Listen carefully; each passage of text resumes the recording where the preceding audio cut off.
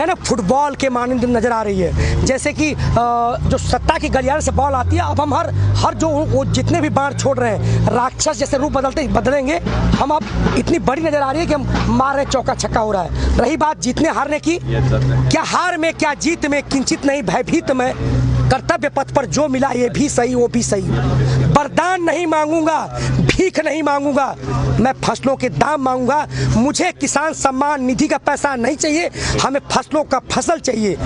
तो रही जीतने की बात, आपने देखा यही सरकार हमें कहती थी कि खालिस्तानी माओवादी है, पाकिस्तानी प्रो, चाइनीज प्रो। क्या हुआ? इन्हीं किसानों से बात करी, यही किसान जीता।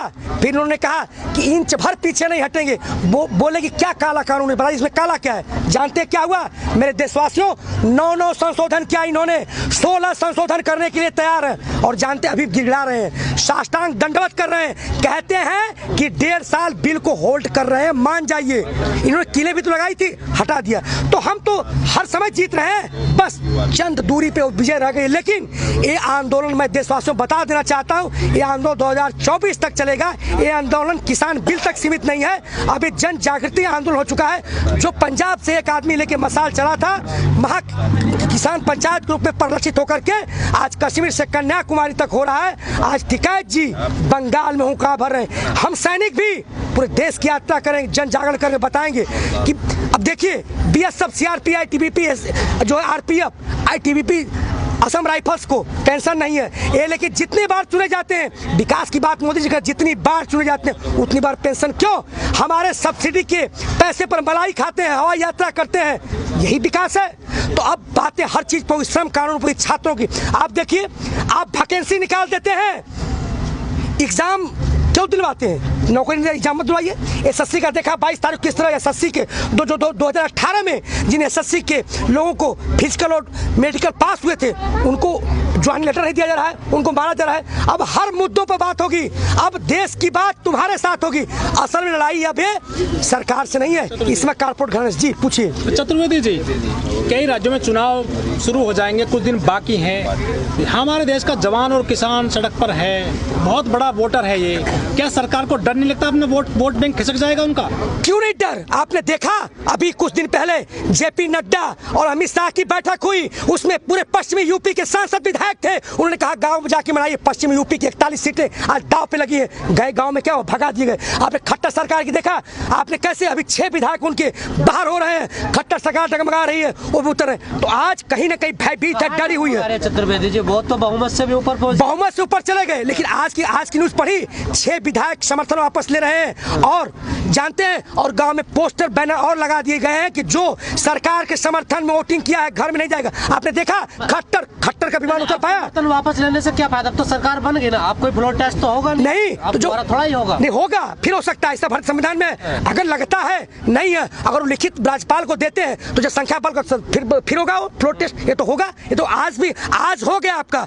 कल ऐसी व्यवस्था होती है, उसमें राज्यपाल क्या करता है, उसको देखता है कि क्या उसमें टेक्निकल है। अगर देखता है कि लिखित रूप में परेड करवाता है, लगता है तो कराएगा फ्लोर टेस्ट, बिल्कुल होगा। जी नहीं, अब तो 6 महीने के लिए टल गई ना बात, टल गई वो अलग से। लेकिन आज ही अगर लिखित रूप से विधायक देंगे, लिखित रूप से राज्यपाल के सामने प्रस्तुत होंगे, कोर्ट के सामने प्रस्तुत होंगे, तो कल ही फ्लोर टेस्ट होगा। लेकिन सामान्य हालतों में नहीं होगा। तो ऐसा लगता है कि आप लोगों की तो जो नेता है आप लोगों के समर्थन में नहीं है, उन्हें आपसे मतलब ही नहीं। हाँ, मतलब नहीं है, मानता हूँ, लेकिन जमीन जगह है। आपने देखा हरसिमरनजीत कौर ने क्या किया? पहली मैं जानता हूँ कि राज्यसभा में पूर्ण बहुमत नहीं था, फिर भी विधेयक पास हुआ, किसी कानून बिल। हम जानते हैं कि इन्होंने जो गैर भाजपा शासित प्रदेश थे उन्होंने भी नोटिफिकेशन में साइन किया। आज हमारे साथ बोल रहे हैं, क्यों? हम जानते हैं वो सापना थे, नागनाथ थे, आज हमारे साथ है। लेकिन ऐसे भी लोग हैं, जैसे कि उसमें था कमेटी बनी थी, उसमें एक ने इस्तीफा दिया। जमीर जग रहा है। आपने देखा होगा जो राजस्थान के विधायक थे, जो हनुमान, कहाँ जमीर जग रहा? वोट तो फिर बीजेपी को दे रहे हो ना? कैसे? अभी टेस्ट मैच चल रहा है, 2-1 से चल रहे हैं आगे। हम कहते हैं 3 राज्यों में नगर निगम चुनाव हुआ, पंजाब में जीते हम, दिल्ली में सुपड़ा साफ हुआ, आप गुजरात में जीते। 2-1 से चल रहा है 2024 तक। एक गिनते रहिए, अभी किसान 2-1 से आगे है। जी गुजरात में आपको हरा दिया, पंजाब में पहले ही वो तो बीजेपी को हरा दिया था उन्होंने, दिल्ली में भी 2 नहीं। जो किसान पे क्यों अपनी छाती पे? मैं कह रहा हूँ, सुनिए ना, ध्यान सुनिए, ध्यान से सुनिए। एक किसान आंदोलन के बीच में जो अभी 15 दिन पहले जो किसान आंदोलन अपने उरूज पता है बोलते थे गलत है, नगर निगम का चुनाव हुआ, कहाँ हुआ?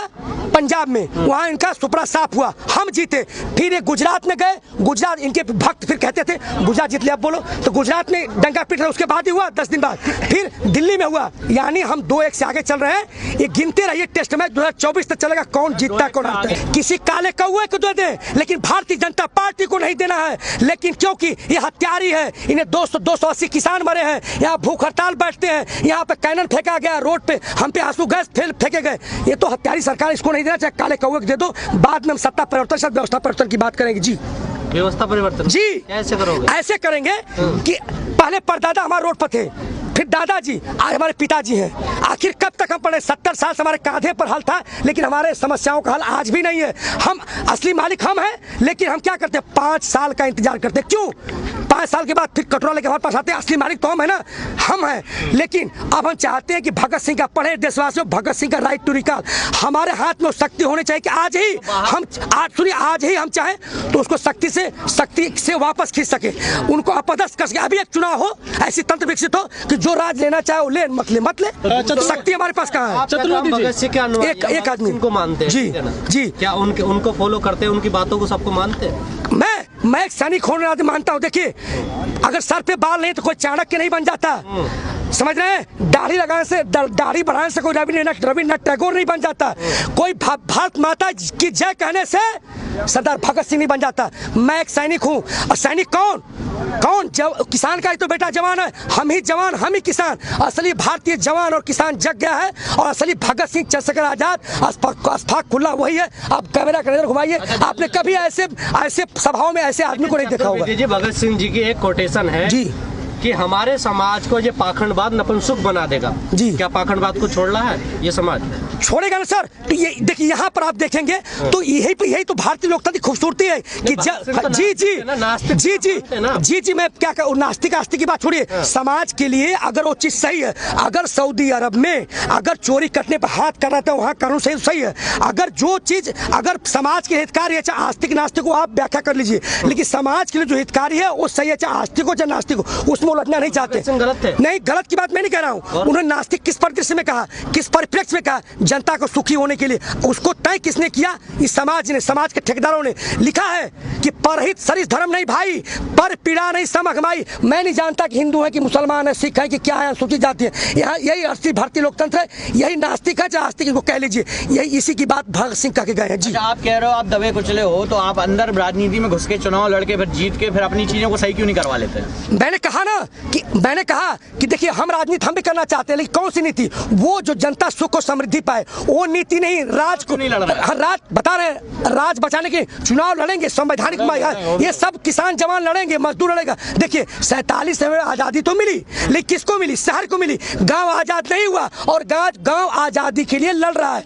हम संवैधानिक रूप से चुनाव भी लड़ेंगे। यही जनता अब जो है बयार बदलाव की हो गई है। हम व्यवस्था परिवर्तन ऐसी तंत्र का विकसित करेंगे कि अगर मैं भी जाऊं तो वैसा ना बन जाऊं बीच में मुझे वहां से खींच लिया जाए, ऐसे तंत्र का विकसित। राइट टू रिकॉल तंत्र तो आप तब बदलेंगे ना जब आप बैठेंगे। पहले चुनाव लड़ना जरूरी है, तब आप जाके तंत्र में बैठेंगे जी। तो 5 राज्यों में चुनाव है, कोई उतारोगे किसी नेता को अपने? देखिए, अभी हमारा ऐसा कुछ नहीं है, हमारा जन जागृति है। 2024 में सारी चीजें क्लियर होगी। 2024 में एक किसान मजदूर जवान चुनाव भी लड़ेंगे और आएंगे, संवैधानिक रूप से सदन में बात भी करेंगे जी। किसानों से हम बात करते हैं तो वो ये भी कहते हैं कि ईवीएम बंद होना चाहिए, इससे जो बंगाल में चुनाव है सर, किस तरह से देखते हैं? बिल्कुल ईवीएम बंद होना चाहिए। आप जो बोल रहे हैं कि जवान किसान एक हो चुके हैं, एक मत हो चुके हैं, फिर भी सरकार डर नहीं रही है।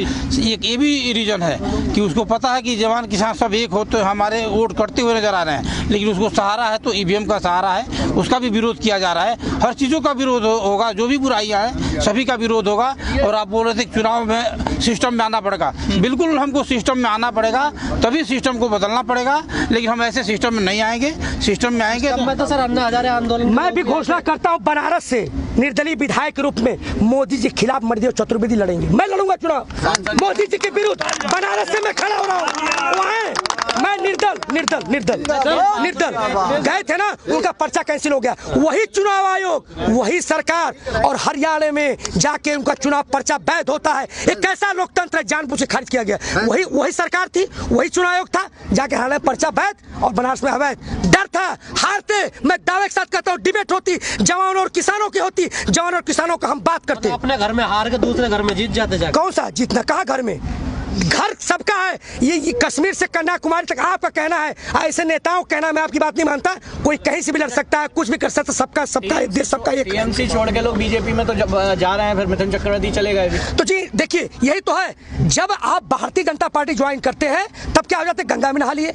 आप करें तो चमत्कार, हम करें तो बलात्कार, आप करें तो नहीं, क्यों नहीं। जब दूसरा कोई कुर्सी में जाता है तो कहते हैं वो तो देशद्रोही है। कोई दूसरा किसी उनकी नीतियों के खिलाफ अगर बात करता है तो कहते हैं भारत टुकड़े गएंगे। यही ना हो रहा है। लेकिन उसमें जाते ही वो व्यक्ति साफ सुथरा, कल वही मिथुन चक्रवर्ती टीएमसी गाली दे रही थी, वही मिथुन चक्रवर्ती बोल रहे थे। जानते मिथुन चक्रवर्ती का इतिहास क्या है? वो अपने पूरे काल में उसके राज्यसभा से थे, 3 बार संसद गए। क्या ऐसा ही ऐसे लोगों को संसद में आना चाहिए? भारतीय जनता पार्टी ऐसे लोग क्या करेगी? चतुर्वेदी जी, जो मिथुन चक्रवर्ती हैं वो डांसर रहे हैं अच्छे जी, काफी फिल्में लोगों ने देखी हैं, उसको तमगा भी मिला था, लेकिन उन्होंने कहा कि मैं कोबरा हूँ। क्या वो दूसरे की बीन पे नाचेगा? जी बिल्कुल नाच रहे हैं। कभी ममता बनर्जी की बीन पे नाचे, कभी इनके। मैं ये नहीं कहता कल वो जो सीपीएम है कांग्रेस भी ज्वाइन कर सकते, कोई बड़ी बात नहीं। ये तो जाते अपने सत्ता के रोटी के लिए बस। बीजेपी में आने का कि पहले भी थे? वो तो खुद कह रहे हैं कोबरा थे, कोबरा थे। वो तो हो गया हूँ, वो नहीं ये बोला। मैं ये पूछा हूँ, पहले भी कोबरा थे, अभी भी है? देखिए पहले भी थे। टीएमसी को भी डसा, टीएमसी को डसा, अब इनको डसेंगे, सब चले जाएंगे। ये तो मतलब कि अपनी रोटी सेकने वाले हैं बस। बिल्कुल।